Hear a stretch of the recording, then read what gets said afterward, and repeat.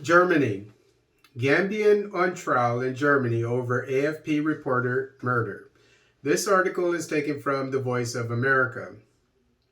A Gambian man went on trial in Germany Monday, accused of belonging to a death squad that assassinated opponents of former dictator Yahya Jammeh, including an AFP journalist. The suspect, identified by media as Bai Lo, is accused of crimes against humanity, murder, and attempted murder, including the 2004 killing of AFP correspondent Data Haidara. The trial is the first to prosecute human rights violations committed in Gambia during the Jammeh era based on universal jurisdiction. Universal jurisdiction allows a foreign country to prosecute crimes against humanity, war crimes, and genocide, regardless of where they were committed.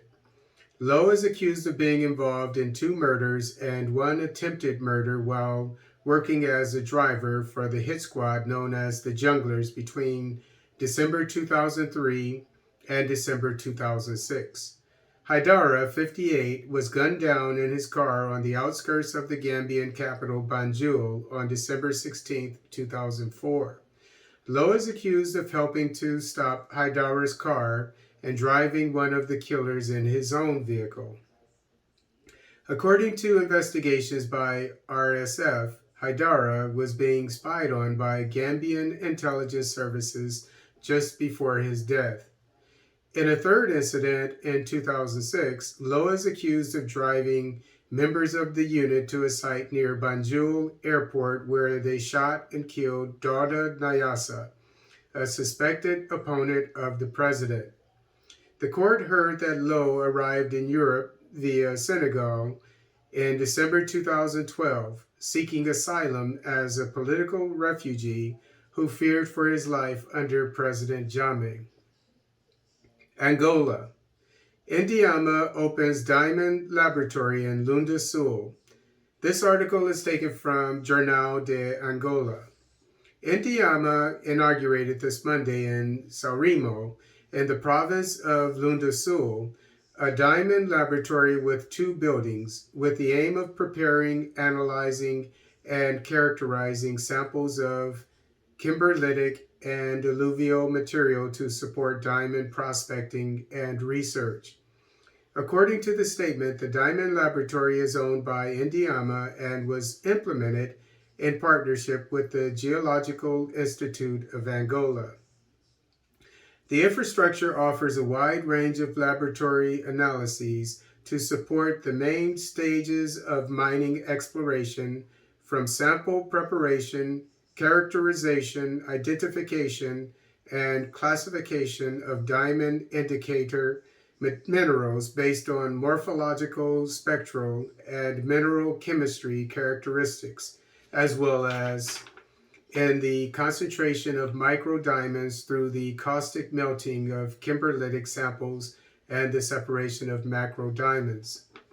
On the same occasion, the laboratory of the Geological Institute of Angola was inaugurated in the eastern region of the country. Sudan. 528 Tigrayan peacekeepers in Abyei refused to return to Ethiopia. This article is taken from Sudan Tribune. About 528 Ethiopian troops working in the UN peacekeeping force in Abyei, UNISFA, have requested political asylum in Sudan after refusing to return home. According to the France agency press, Major Gebre Kidane, a Tigrayan ex-peacekeeper, disclosed that 528 Ethiopian soldiers from the Tigray region refused to return to Ethiopia, expressing fear for their safety. Upon Sudan's request, the 4,200 Ethiopian troops have been replaced by peacekeepers from several African countries and Bangladesh, starting from February 2022. Sudan requested to replace the Ethiopian force by Abyei after the border clashes that erupted by the end of 2020 between the 2 countries. South Sudan. Dozens of civilians beheaded, raped, and burned alive in South Sudan. This article is taken from Actu Cameroon.